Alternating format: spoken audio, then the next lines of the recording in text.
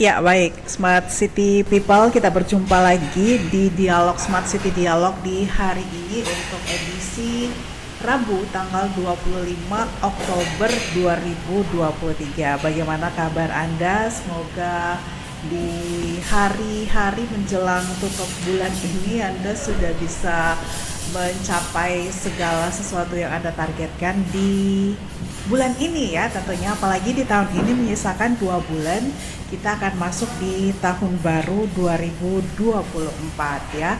Dan kembali lagi bersama saya Silvana, kita akan melanjutkan ya pembahasan di hari ini, memulai pembahasan di hari ini tentunya. Dan saya juga berterima kasih kepada semua tamu-tamu saya yang sudah bisa hadir di pagi hari ini.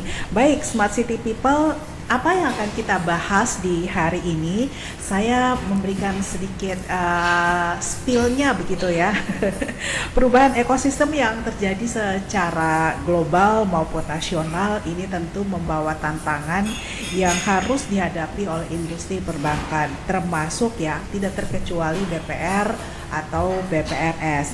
Nah, dari sisi eksternal, pesatnya perkembangan teknologi informasi atau TI yang mengakselerasi perubahan perilaku dan ekspektasi masyarakat akan layanan perbankan, juga di satu sisi persaingan tentunya ya antar lembaga jasa keuangan yang semakin ketat, khususnya pada segmen mikro, kecil, dan menengah. Ini tentu menjadi tantangan tersendiri ya yang harus dihadapi oleh para pelaku di industri BPR. Kalau dulu Anda mengenal nama BPR itu adalah singkatan dari Bank Perkreditan Rakyat. Nah, per Mei 2023 ya, itu berubah menjadi Bank Perekonomian Rakyat. Nah, apa yang menjadi motivasi dan poin penting dari perubahan nama ini? Kita berharap segala sesuatunya tentu kembali ke spirit dari BPR itu sendiri, bagaimana menggerakkan ekonomi mikro UKM ya, unit usaha kecil, menengah, dan mikro khususnya di Sulawesi Selatan. Nah, Smart City People, untuk itu di hari ini karena bulan Oktober itu juga menjadi bulan infusi keuangan. Nah, hari ini kami dari tim Smart City Makassar.com yang Anda bisa saksikan perbincangan ini secara live yang kita siarkan secara langsung dari All Roaster Kitchen and Coffee di Hotel Old Night and Day di Jalan Lantodayang Pasewang. Itu Anda bisa saksikan juga melalui live di Smart City Makassar.official ya, sekali lagi di Smart City Makassar.official. Itu adalah akun resmi dari Smart City Makassar.com. Kalau tidak bisa menyaksikan sekarang, Anda nanti juga secara penuh bisa Anda saksikan lagi karena diskusi ini akan kami simpan di situ. Baik, Smart City People, hari ini saya berterima kasih kepada tamu-tamu terhormat saya yang sudah meluangkan waktu tentu di tengah kesibukannya. Yang pertama, saya langsung saja menyapa Kepala Bagian Pengawasan Perbankan OJK Regional 6 Sulampua, Bapak Amiruddin Muhidi. Assalamualaikum Pak. Waalaikumsalam warahmatullahi wabarakatuh, Ibu Silvana. Gimana kabar, Ibu? Alhamdulillah Pak. Alhamdulillah. Terima kasih waktunya ya Pak Amir ya Pak. Iya, panggil saja Amir. Iya Pak. Biar gampang. Pak Amiruddin Muhidu ya. Sekali lagi beliau ini adalah Kepala Bagian Pengawasan Perbankan OJK Regional 6 Sulampua. Yang berikut adalah, ini termasuk kawan lama ya. Kawan lama saya, senior saya, tempat kita diskusi dan selalu ya kalau ada apa-apa soal BPR pasti nyarinya ke beliau ini. Kita menyapa Business Director BPR Hasamitra, Bapak Imade Smadi. Selamat pagi Pak Made. Pagi. Bisa lebih dekat ya. Oke, terima kasih ya. Hasamitra sebentar lagi akan berhari jadi ya, anniversary. Siap. Di tanggal 15 November 2023. Luar biasa ya, kita menyaksikan benar bagaimana BPR Hasamitra bertumbuh, berkembang bersama ya masyarakat di Sulawesi Selatan. Ini juga nanti akan coba kita kulik-kulik ya bagaimana tantangan yang dihadapi dari praktisi BPR. Dari Pak Made pasti mengetahui secara pasti ya bagaimana pengalamannya menggawangi BPR Hasan Mitra sampai di tahun yang ke berapa sekarang? 18 tahun, luar biasa ya di Sulawesi Selatan. Sudah Ya. remaja. Dan ya sedikit saja buat Sweet smart people bahwa BPR Hasan Mitra ini menjadi salah satu BPR terbaik ya, tidak hanya di Sulsel tapi juga di Indonesia, dan bahkan bisa mendapatkan predikat BPR terbaik itu selama belasan tahun ya berturut-turut. Luar biasa. Nanti ini juga jadi semacam sharing ya pengalaman dan apa saja yang sudah dilakukan oleh teman-teman dari BPR Hasan Mitra. Saya langsung saja memulai perbincangan ini dengan Pak Amir dulu ya, Ya. Pak Made ya. Ingin mengetahui bagaimana sebenarnya roadmap ya dari pengembangan penguatan BPR di Indonesia, gambaran secara umum ya kinerja industri, termasuk ya gambaran kinerja BPR secara umum sejauh ini, Pak Amir, silakan. Ya. Ya, Ibu Silvana, Ya. makasih. Ini kami juga senang bisa diundang di acara seperti ini, Ya. karena memang ini penting sekali buat kita semua insan-insan di sektor jasa keuangan untuk bisa terus secara masif memberikan informasi kepada masyarakat, memberikan edukasi kepada masyarakat. Ini memang dalam rangka meningkatkan tingkat literasi di sektor keuangan kepada masyarakat kita. Tingkat literasi kita kan sebenarnya masih cukup rendah, hanya di angka 30-40%-an lah. Ini akan bervariasi di setiap wilayah provinsi yang ada di Indonesia. Ini menjadi tantangan kita semua juga untuk bisa meningkatkan literasi itu. Karena memang kalau kita bicara literasi, saat literasi keuangan meningkat, tentunya masyarakat kita ini akan lebih bijak di dalam memilih untuk melakukan transaksi terhadap lembaga-lembaga jasa keuangan. Dan ini bisa juga menurunkan atau menghindari adanya dispute antara konsumen dengan sektor jasa keuangan. Makanya kami di OJK sangat mengapresiasi kegiatan-kegiatan yang bisa memberikan edukasi kepada masyarakat seperti ini. Kemudian yang terkait dengan industri BPR, karena memang kita ini temanya adalah tantangan dan strategi ya, penguatan posisi strategis BPR. Nah, di era sekarang bisnis itu tidak terlepas dari perkembangan teknologi informasi yang sedemikian cepatnya. Kalau dulu kita sering berbicara budaya kerja, kita bicara perubahan. Tapi saya ingin mengkuat salah satu profesor ekonomi kita, Pak Prof. Reynal Kasali. Di buku-bukunya sebelumnya bicara tentang change, sekarang buku-bukunya tentang disruption. Ya, itu dia. Jadi dengan teknologi informasi ini memang membawa perubahan yang sedemikian cepatnya, sehingga kalau dibilang itu sebagai perubahan ternyata sudah itu dianggap ketinggalan. Sekarang kita bicara disruption. Bagaimana kita dulu itu banyak orang yang tidak pernah membayangkan bahwa ternyata perusahaan taksi sebesar Bluebird yang punya armada demikian besarnya bisa kalah bersaing dengan perusahaan transportasi yang tidak punya mobil satupun pada saat itu kan. Nah, akhirnya sampai dulu kan sempat heboh di demo segala macam, tapi pintarnya perusahaan taksi itu mereka bisa melakukan kolaborasi.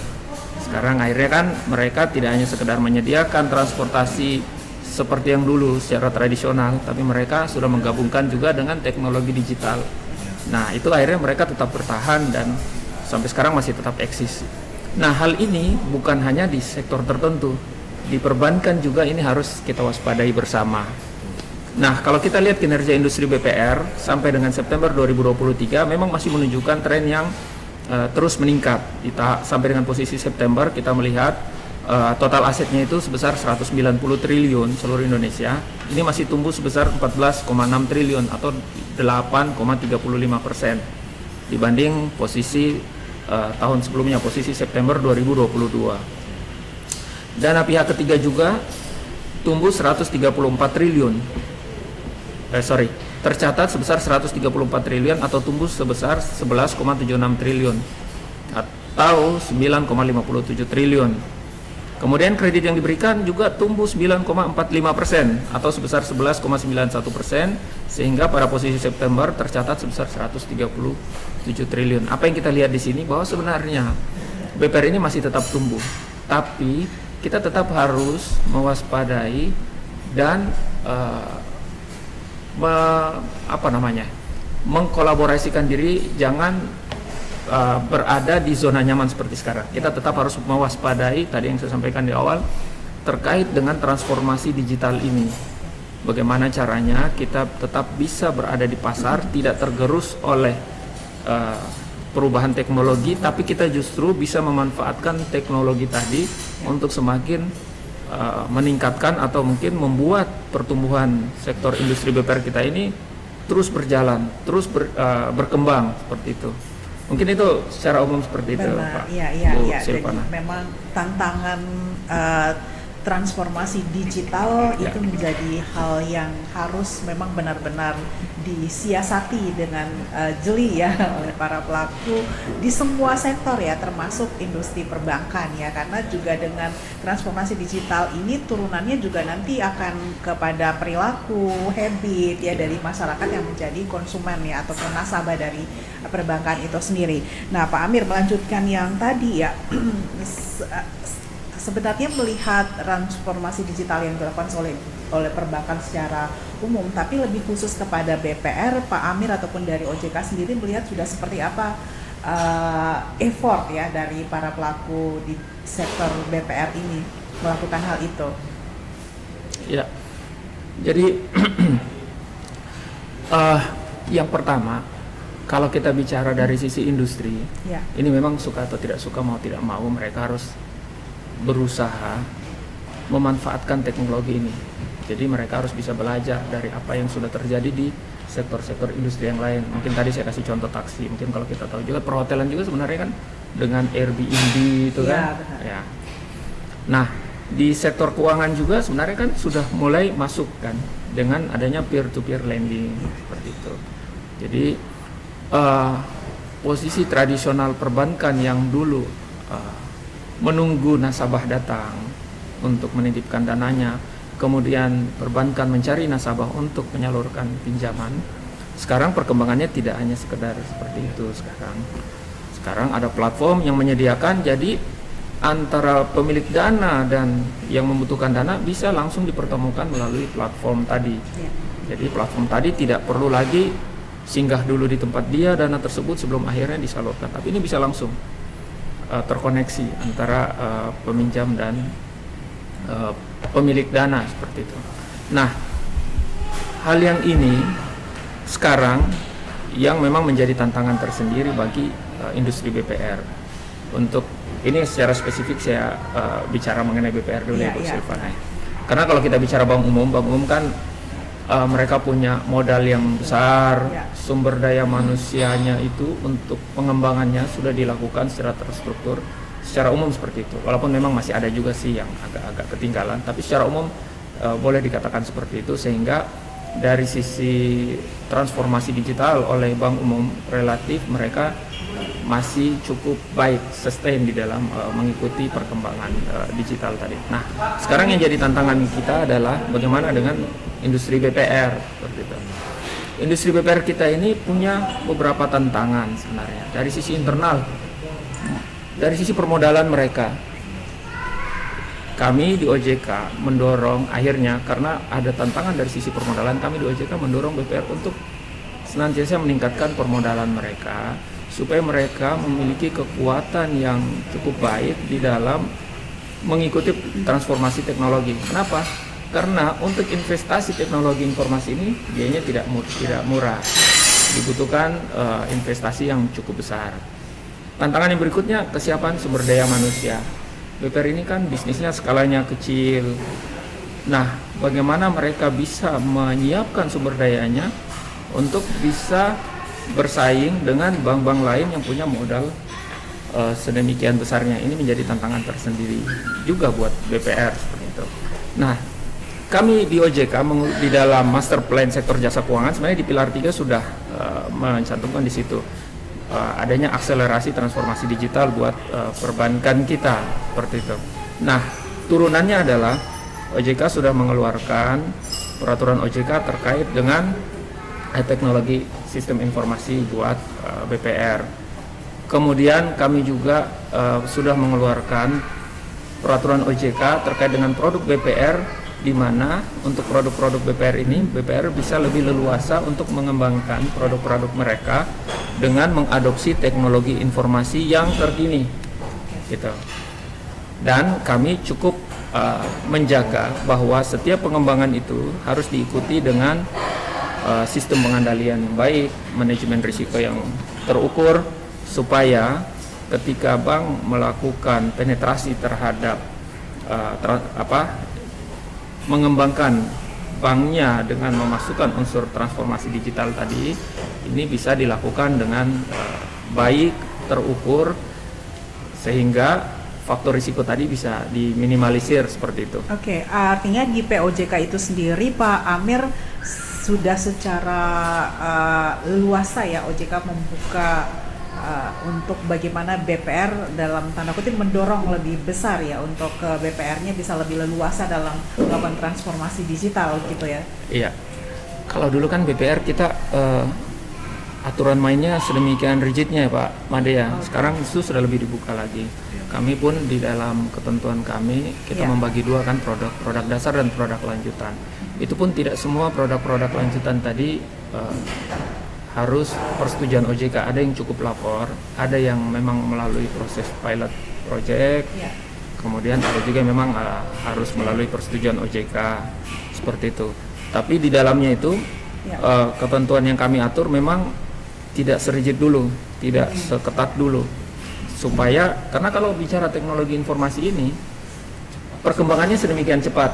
Jangan sampai kita atur sedemikian rigid, kita baru atur yang terjadi tahun kemarin, tahun ini justru sudah ketinggalan.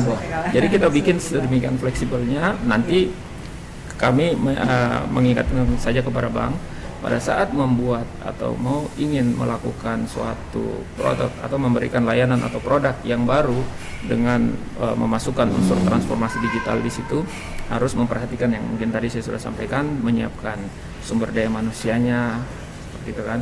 Kemudian mengukur risiko dari produk tersebut dengan sedemikian baiknya, serta menyiapkan sistem pengendalian internal yang memadai di dalam bank itu. Oke, baik. Terima kasih ya Pak Amir, ditahan dulu ya. Yang lain penjelasannya, saya juga masih punya beberapa pertanyaan, termasuk fenomena ataupun dampak dari transformasi digital ini, bagaimana BPR dihadapkan pada yang namanya fintech ya, financial technology. Ini secara seperti apa ya OJK membuka keran atau memberikan keleluasan atau fleksibilitas seperti yang sudah diatur oleh POJK seperti yang disampaikan tadi oleh Pak Amir ya. Tapi saya ke Pak Made dulu. Semakin menarik ini ya Pak Made ya.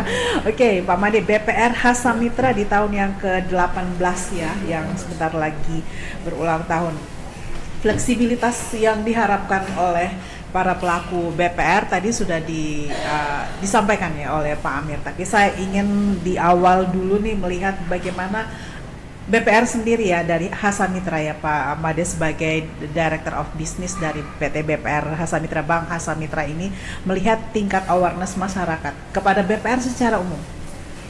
Iya, Bapak merasakan hal itu memang seperti yang sudah disampaikan oleh Pak Amir. Terima kasih Bu Ana ya. Ini kesempatan yang sangat baik sekali buat kami dan literasi. Bapak bisa dekat. Ya, oke. Kepada ini ya, kepada masyarakat dan kegiatan ini sangat bagus sekali ya. Berbicara mengenai awareness ya, awareness masyarakat. Nah ini memang saya sedikit juga tambahkan dari apa yang beliau sampaikan Pak Amir ya. Khususnya di zaman sekarang ya. Kalau dulu mungkin ini memang mengalami perubahan, degradasi, bukan degradasi, mengalami perubahan yang begitu cepat. Setidaknya itu ada 3. Kalau tadi berbicara itu disruption. Kebetulan kami ini mau ini Pak, mau bikin RBB nih Pak, bulan Oktober nih kan ya. Makanya kita menangkap ini setidaknya ada 3 disruption. Yang pertama itu digital disruption, yang kedua itu milenial, yang ketiga itu pandemi kemarin. Nah ini tantangan buat isu BPR ini ke depan. Nah, karena ada 3 itu, maka isu BPR ini menjadi menarik di sini. Tidak ada segmen lagi, tidak ada segmen lagi ke depan. Jadi semua segmen itu dimasukin oleh bank-bank ya, termasuk BPR dan juga. Nah, mengenai awareness terhadap BPR ya, bagaimana masyarakat itu sekarang sudah lebih mengenal ya, mengenal BPR, bahkan termasuk BPR itu menjadi salah satu pilihan utama di dalam melakukan menabung dan sebagainya, mengambil kredit. Apalagi khusus untuk di Sulawesi Selatan ya, khusus untuk di Sulawesi Selatan, begitu dengar BPR ya pasti kredit ya, hubungannya ke kredit. Nah, Samitra ada itu ya. Nah, makanya sudah semakin maju, masyarakat sudah semakin melek, tetapi untuk di daerah-daerah mungkin masih perlu dikembangkan terus dengan tindakan-tindakan yang literasi, karena masih banyak juga yang lebih percaya hanya kepada bank pemerintah, terutama yang di daerah-daerah ya. Nah, demikian juga kepada teknologi. Teknologi itu tidak semua masyarakat yang kita kembangkan untuk teknologi, kita literasi dengan teknologi, mampu untuk menyerap teknologi itu sendiri. Nah, masyarakat banyak yang merasa kurang percaya dengan teknologi, apalagi dengan adanya banyak penipuan dan lain sebagainya. Itu yang menyebabkan mungkin masyarakat ini, khususnya di daerah-daerah, tapi di perkotaan seperti Kota Makassar ya lebih bagus lah dengan lebih melek dengan teknologi itu sendiri. Ya, jadi bergerak ya Pak ya, bergerak maju ya begitu ya dari tingkat awareness masyarakat itu sendiri. Nah, Pak Made melihat sendiri kan BPR itu persepsi di masyarakat masih bank perkreditan ya. Iya. Pokoknya kalau mau kredit ke BPR gitu kan ya Pak Made seperti dijelaskan tadi. Nah, dari yang sudah disampaikan oleh Pak Amir juga bagaimana OJK ini membuka ya pintu selebar-lebarnya, memberikan kelonggaran ya, keleluasan kepada para pelaku BPR untuk bagaimana menyiasati ya perkembangan ataupun era disruption yang disebutkan oleh Pak Amir. Sejauh mana sekarang BPR bisa mengakselerasi hal itu? Ya, khususnya di kami di Samitra selalu ingin, bukan selalu ingin juga, tindakan-tindakan kami juga selalu mengarah ke penyesuaian terhadap perkembangan zaman, khususnya digital. Artinya kami sudah sekarang memiliki mobile banking. Mobile banking kami itu sekarang kita terus kembangkan dengan fitur-fitur yang terbaru, bahkan yang terbaru itu sudah ada BI Fast. Ya, begitu ada peluang untuk transfer BI Fast, kita udah bikin. Nah, sekarang udah bisa. Terus kemudian penarikan sekarang kan sudah tidak zamannya lagi, mungkin sudah menurun itu ATM gitu ya. Jadi kami itu menariknya tanpa kartu sudah bisa. Sudah cardless itu, juga. Sudah cardless. Jadi ATM ke depan kami juga ini kebetulan sudah dapat izin ATM bersama ya. Sudah dapat izin ATM bersama, sebentar lagi kita akan launching. Nah, di tanggal 18 nanti kita akan launching ATM bersama kami, dan ke depan juga kita akan urus dengan kartu debit. Nah, mobile banking kami juga ke depannya kita urus untuk bisa melakukan pembayaran dengan QRIS. Jadi itu tanda bahwa kami itu sangat sangat menyesuaikan diri dengan perkembangan digital ini. Gitu. Fokus ya Pak, berarti jadi juga lebih fokus kepada ini. Ya, tapi yang disampaikan oleh Pak Amir tadi harus memperhatikan 3 tadi ya, Mas, harus punya SDM yang memadai. Kemudian produk yang memang bisa dipertanggungjawabkan, memperhatikan resiko dari produk-produk itu sendiri. Bagaimana juga Samitra mempersiapkan hal itu? Nah, kebetulan pertama yang kita lakukan kan untuk memperoleh izin itu kan pasti ada piloting review ya. Piloting review untuk memperoleh izin dari OJK, tentu yang dicek itu adalah kesiapan daripada manajemen risiko. kesiapan tata kelolanya bagaimana. Nah, seperti itu. Jadi di kami dalam struktur organisasi itu sudah ada divisi manajemen risiko yang tersendiri. Jadi sebelum produk itu diluncurkan, kita tes dulu, kita review dulu oleh manajemen risiko, kemudian kita cek oleh manajemen kepatuhan. Nah, setelah itu baru kita luncurkan produk, dan ini pun sebelum meluncurkan produk, sebuah produk itu kita lakukan survei dulu, makanya ada produk R&D di kami itu. Jadi research and development model bisnisnya. Jadi sebelum itu digagas gitu, sudah langsung melakukan survei dulu gimana tingkat kebutuhan dan lain sebagainya. Termasuk juga pengamanan sistem. Kami kebetulan sedang kerjasama dengan saat ini kerjasama dengan sebuah vendor yang cukup handal untuk menangani soal keamanan sistem itu sendiri. Ya, semoga lah tidak ada kejadian-kejadian yang cukup signifikan untuk hal itu. Karena kita berusaha untuk tetap memberikan pengamanan, tetap memberikan memitigasi risiko-risiko yang ada. Ya, itu, ya, baik Pak Made. Tadi Pak Amir nih, saya ingin sedikit lagi kembali ke Pak Amir. Ada yang disampaikan oleh Pak Made yang menjadi tantangan buat teman-teman di pelaku BPR ya, disruption, millennials, kemudian tadi satu lagi pandemi ya. Nah, khususnya setelah pandemi 2 tahun itu, sekarang Pak Amir sendiri melihat seberapa cepat dari kalangan perbankan langsung kembali lagi tune in begitu. Iya.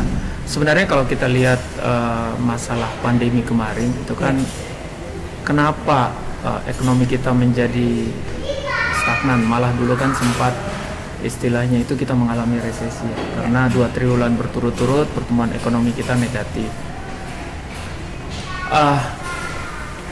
Itu lebih disebabkan karena memang waktu pandemi itu ada larangan untuk beraktivitas kan. Iya. Jadi sebenarnya potensi ekonomi itu masih tetap ada, hanya karena kita dilarang beraktivitas sehingga ekonomi tadi menjadi tidak berjalan.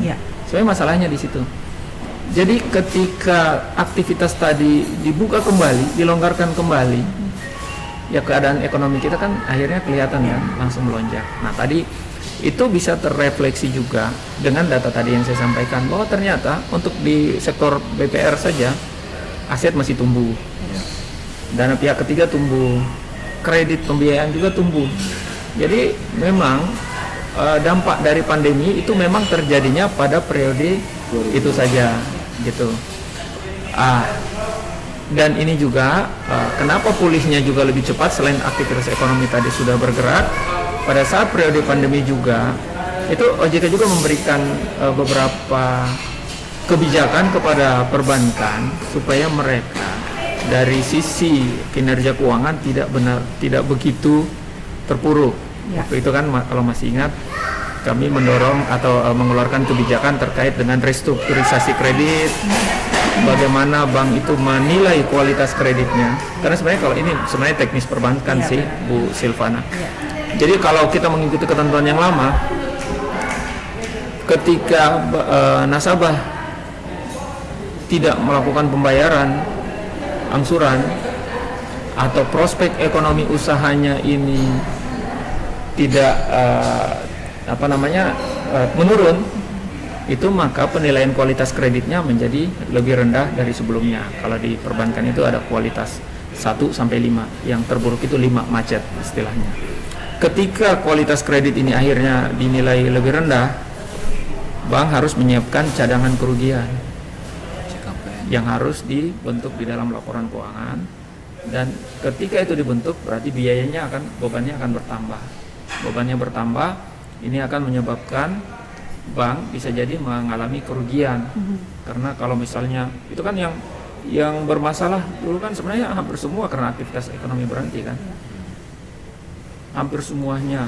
Nah, kalau itu terjadi, bisa dibayangkan kan sebenarnya kondisi keuangan bank itu pada saat itu akhirnya menjadi seperti apa. Nah, kita sadari bahwa ternyata ini kan hanya dalam periode tertentu Walaupun dulu memang tidak ada yang bisa memastikan sih seberapa lama ini pandemi terjadi, tapi kita meyakini bahwa ini bersifat sementara.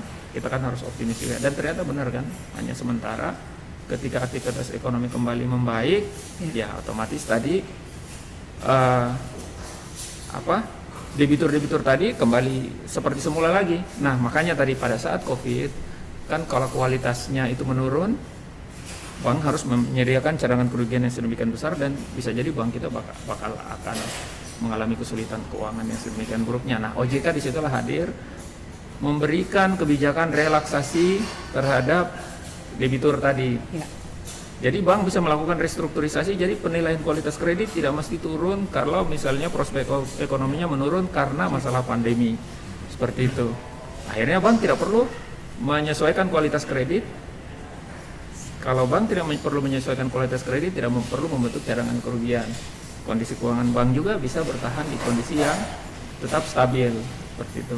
Ketika pandemi selesai, ketentuan kebijakan relaksasi tadi OJK cabut pada saat kondisi perbankan juga kita ini sudah cukup kuat untuk kembali berjalan seperti semula. Jadi sampai dengan saat ini, kalau saya kembali lagi tadi Ibu Silvana, berdasarkan data sekarang sih dampak dari COVID itu untuk dari sisi pertumbuhan BPR nampaknya sudah selesai karena BPR kita sudah kembali tumbuh lagi.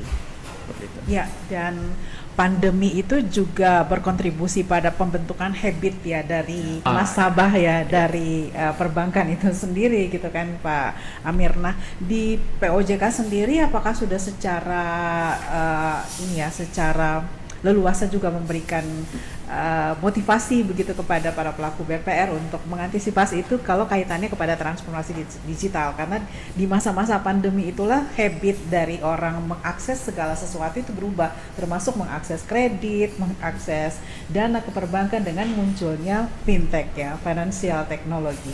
Nah, di OJK sendiri melihatnya seperti apa nih peta itunya antara fintech dan juga karena BPR juga memiliki karakteristik yang tersendiri ya, agak unik ya begitu untuk menjangkau masyarakat. Iya, mungkin saya spesifik ke kehadiran fintech ya Bu Silvana yang ditanyakan, karena kalau bicara BPR menghadapi transformasi digital, mungkin tadi yang di awal saya sempat singgung juga, kita ada POJK produk BPR itu yang memang BPR diberikan lebih banyak peluang untuk bisa mengembangkan produknya yang ada kaitannya dengan digital. Nah, kalau yang terkait dengan fintech, memang dengan hadirnya fintech ini kan banyak yang mengatakan bahwa itu menjadi salah satu pesaing dari BPR ini. Gitu. Apakah OJK akan melarang supaya BPR ini tetap berkembang? Tidak. Kita setiap jenis-jenis bisnis baru yang memang bisa mendorong pertumbuhan ekonomi di masyarakat, pasti OJK akan mendukung hal itu. Nah, tapi ketika ada bisnis yang baru bisa mendisrupsi bisnis yang lain, kami mendorong kolaborasi, gitu, supaya bisa memberikan keuntungan baik kedua belah pihak. Dan mungkin Pak Made mungkin bisa juga menceritakan bagaimana Pak BPR Hasa Mitra ini mencoba berkolaborasi juga dengan beberapa perusahaan financial teknologi tadi. Banyak keuntungannya. Karena jangkauan financial teknologi ini sebenarnya bisa lebih luas dibanding kalau BPR Hasa Mitra harus membuka cabang di setiap daerah, itu kan biaya investasinya lumayan tinggi juga itu. Tapi kalau dengan kolaborasi bisa jadi investasinya itu tidak terlalu besar, tapi bisa memberikan dampak yang cukup positif juga bagi perkembangan keuangan dari BPR ini. Oke, jadi artinya OJK juga memberikan keleluasan untuk itu tentu dengan rambu-rambu yang sudah harus ditetapkan juga dari OJK pastinya. Nah, Pak Made nih itu kan menyambung dari financial teknologi, itu juga menjadi salah satu tantangan dari para pelaku BPR ya, tetapi ini harus bisa berjalan bersama untuk bisa saling sama-sama menguntungkan gitu kan Pak Made. Tadi kolaborasi yang ditekankan dari Pak Amir sendiri, gimana dari BPR Hasa Mitra sendiri kolaborasi, implementasi kolaborasi dengan fintech itu seperti apa yang sudah dijalankan? Ya, fintech ya, kalau saya melihat fintech ini bukan tantangan ya, justru peluang. Oke. peluang itu buat berkolaborasi. Yeah. Jadi gini, di fintech itu kan fintech dia punya teknologi tapi nggak punya uang. Kalau BPR punya uang tapi mungkin teknologinya yang masih kurang, tidak seperti fintech gitu. Oleh karena itu saling menutupin. Nah, karena dia sifat bisnisnya atau model bisnisnya P2P, peer to peer, dan B2P, business to peer, maka kami masuknya di business to peer. Jadi kami yang memberikan modal, memberikan dana untuk disalurkan oleh fintech. Tetapi yang kita lihat juga fintech kan banyak juga fintech yang bermasalah, nggak semua fintech yang bagus ya. Yang pertama yang syaratnya yang kami harus ginikan adalah satu, berizin oleh OJK, itu penting sekali. Kemudian yang kita ngelihat TKB-nya, kita harus lihat TKB-nya, tingkat kredit bermasalah pengembalian kreditnya. Kalau kami di standar kami itu 97,5 ke atas, itu baru kita ambil. Itu pun harus melalui piloting. Nah, sekarang kami ini lagi minta perizinan untuk mengadakan piloting dulu dari OJK. Jadi sebelum kami berkolaborasi dengan fintech untuk memberikan pembiayaan kepada masyarakat, kami melakukan piloting dulu. Karena selama piloting itu kita tahu bahwa fintech ini bagus ke depannya apa enggak gitu ya. Karena ada juga beberapa dalam masa piloting mereka juga mementingkan diri sendiri dan sebagainya, kita outkan gitu. Nah, jadi seperti itu. Jadi kita atau BPR khususnya Hasa Mitra melihat fintech ini bukan tantangan ya, lebih banyak ke peluang untuk mengembangkan, seperti kata Pak Amir tadi, mengembangkan sayap bisnis kita, melakukan diversifikasi, ekstensifikasi kepada yang lain. Yang tadinya hanya khusus bisa buat Sulsel aja, kan ada POJK-nya itu bahwa untuk memberikan kredit hanya sebatas di tingkat provinsi atau satu kabupaten di luar provinsi gitu ya.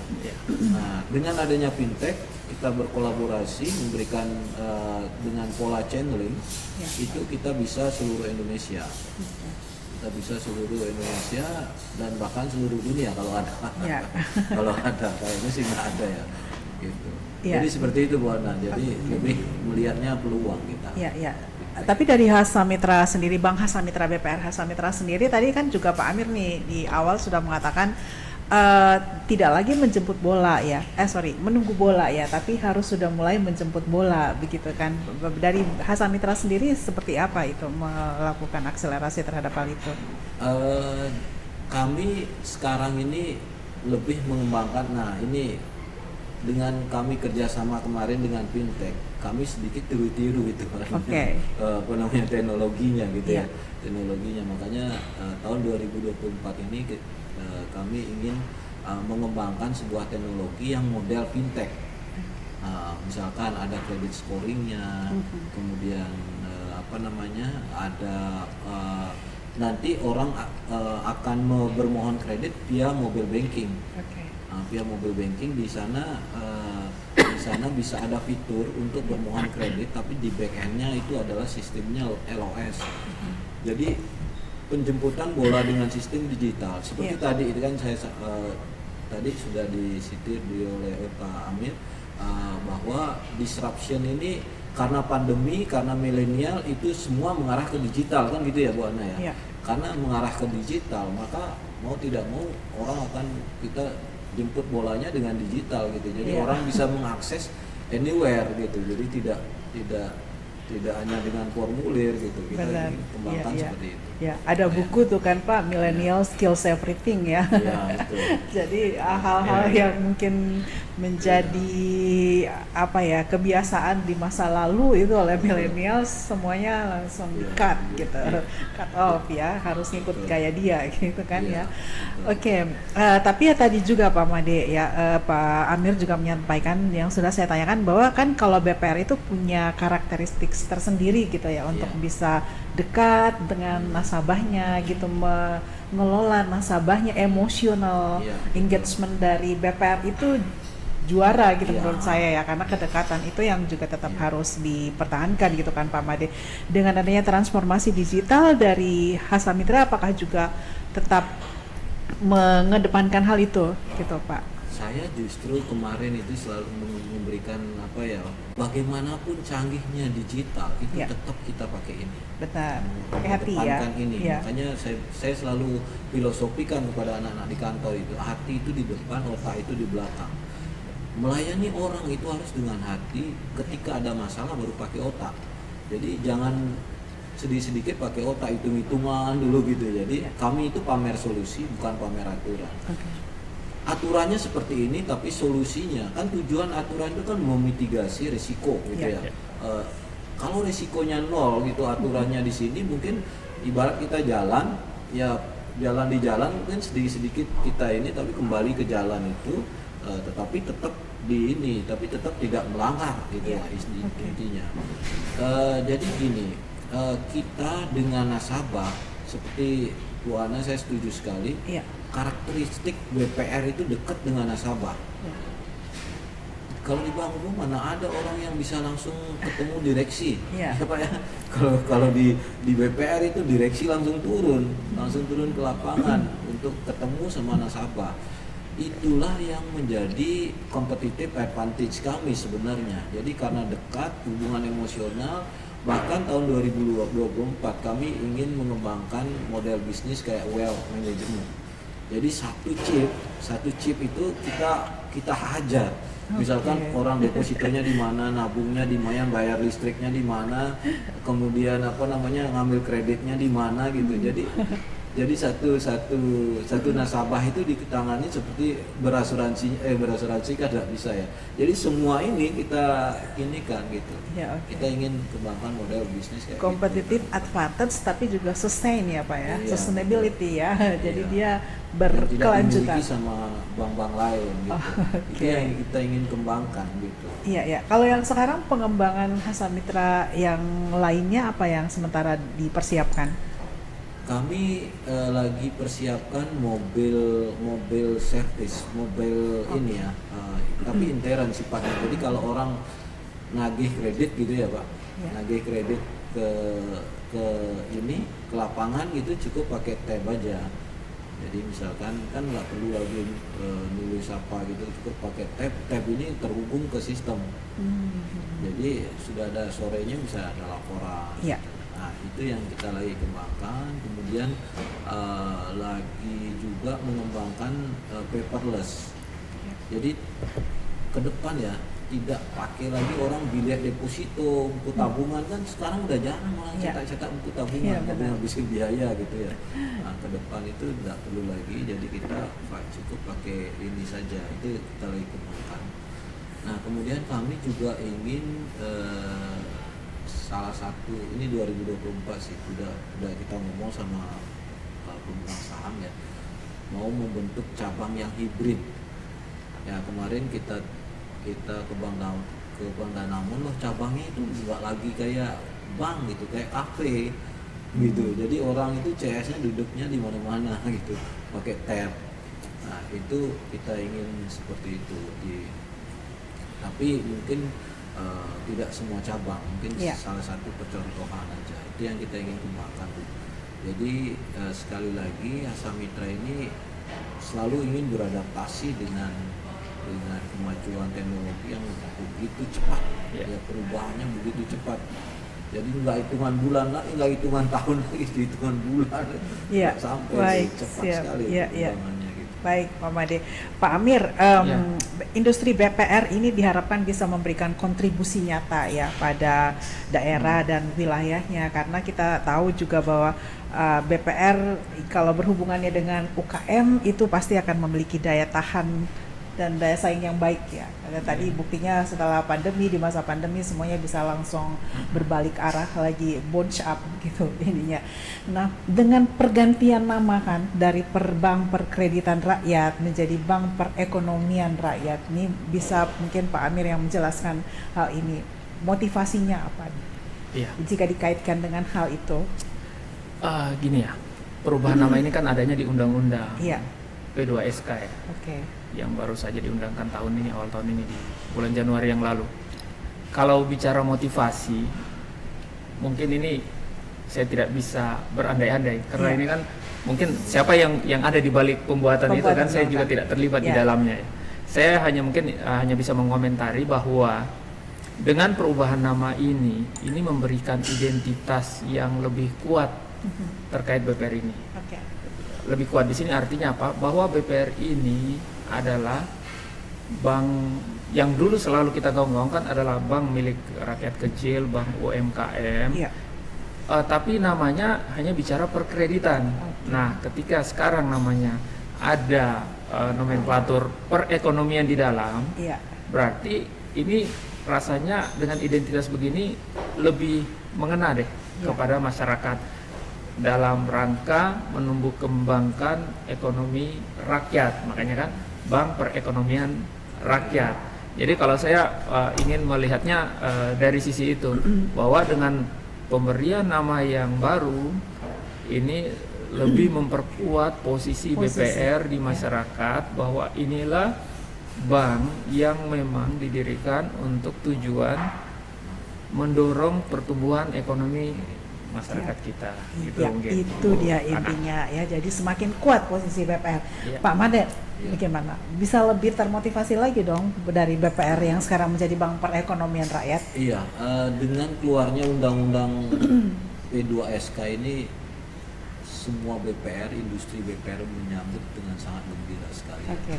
Pertama karena di sana banyak peluang yang diberikan oleh pemerintah untuk penguatan, terutama tadi dari soal nama, tadinya bank perkreditan rakyat. Dulu Bu Ana ya, bahkan orang bank sendiri, orang bank umum sendiri nggak tahu ininya, ini mirip bank juga ya gitu. Kadang-kadang sering begitu, kadang tereliminasi kita, ketemu di mana gitu tereliminasi. Tapi sekarang udah enggak, apalagi dengan terbitnya nama Bank Perekonomian nanti akan justru semakin kuat gitu ya. Di FKIJK juga kan kita jadi kalau ketemu itu kita sudah inilah dengan bank umum, dengan industri. Ada proud sudah ya Pak ya. Oke, meskipun yang bilang apalah arti sebuah nama ya, tapi nama adalah doa dong ya kan Pak. Apalagi sekarang undang-undang P2SK itu lebih mengembangkan misalkan peluang bisnis BPR itu menjadi lebih luas, yang tadinya mungkin hanya bisa ke tingkat provinsi saja memberikan kredit dan lain sebagainya, nanti ke depannya udah lebih diperluas lah ininya. Nah, itulah mungkin filosofi daripada pergantian nama dari perkreditan jadi perekonomian itu lebih memperkuat itu yang posisi daya saing dari BPR itu semakin diperjelas lagi dengan nama Bank Perekonomian Rakyat. Pak Amir, masih ada yang ingin disampaikan? Mungkin bisa ada yang ditambahkan terkait perkembangan BPR saat ini? Iya, mungkin kalau kita bicara digital ya, buat BPR, mungkin kalau dari saya sih untuk penutup diskusi kita pagi ini,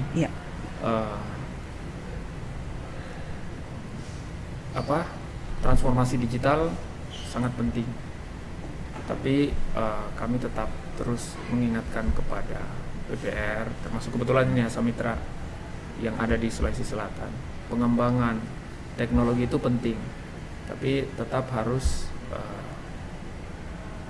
memperhatikan beberapa faktor risiko. Karena kalau kita tahu, kalau kita lihat perkembangan beberapa informasi beberapa waktu yang lalu, bank sekelas BSI pun ternyata kan bisa kena masalah juga ya terkait dengan teknologi informasi yang dimiliki. Jadi ini kita ikuti perkembangan, tapi kita mempersiapkan diri juga dengan baik. Karena ketika risiko itu terjadi, itu biayanya juga atau dampaknya juga ini akan sangat besar juga. Jadi tetap suka tidak suka kita tetap harus mengikuti perkembangan teknologi, kita harus berinovasi. Kalau perlu kita ada di depan, kalau perlu kita menjadi role model buat BPR lain, apalagi sekelas Asa Mitra ini. Tapi yang poin pentingnya adalah ketika ini dikembangkan harus diikuti dengan manajemen risiko yang baik, supaya kita tidak akan terpapar risiko yang kita sendiri nanti tidak bisa menghadapinya gitu. Jadi semua harus berjalan beriringan. Kita kejar pertumbuhan, tapi faktor risiko harus kita jaga juga dengan baik. Mungkin itu yang penutup dari saya ya Bu Ana. Pak. Terima kasih banyak ya Pak Amiruddin. Ya. Pak Made, masih ada lagi yang disampaikan? Ya, saya kira apa yang Pak Amir sampaikan benar sekali ya. Kami sangat berterima kasih Oke.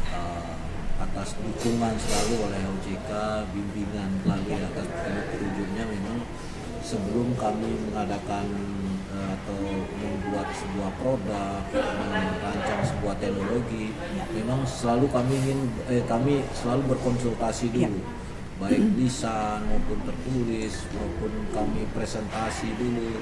Itulah kesyukuran kami. Bapak-bapak, ibu-ibu di OJK ini sangat sangat terbuka buat pengembangan BPR. Semoga juga karena saya juga aktif di Perbarindo, jadi industri BPR di Sulawesi Selatan ini boleh dibilang ya kan Hasa Mitra yang mendominasi gitulah istilahnya. Jadi kita selalu ingin rangkul mereka gitu ya. Dengan menyesuaikan diri dengan teknologi. Jadi kita memang harus berteman dengan teknologi, berteman dengan resiko. Tapi kita juga harus memitigasi, bukan menjauhinya, memitigasi dan harapannya BPR, industri BPR secara keseluruhan bisa lebih maju lagi dan lebih dikenali masyarakat gitu ya. Itu mungkin. Baik, ya terima kasih banyak. Dan Smart City People menyenangkan sekali diskusi di hari ini. Semoga bermanfaat untuk kita semuanya dan semoga tujuan mulia untuk bagaimana mewujudkan industri BPR ini bisa lebih agile ya.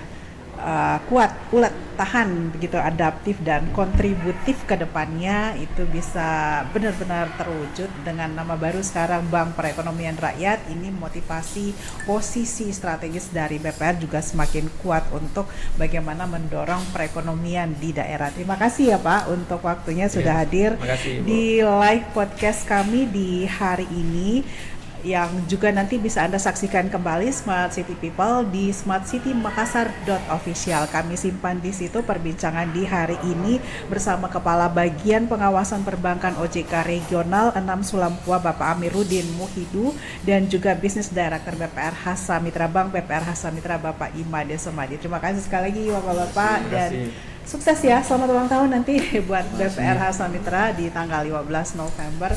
Dan ya, kami cukupkan sampai di sini Smart City Dialog. Kita berjumpa lagi di edisi berikutnya. Saya Silvana, selamat siang dan selamat menjalankan kembali aktivitasnya.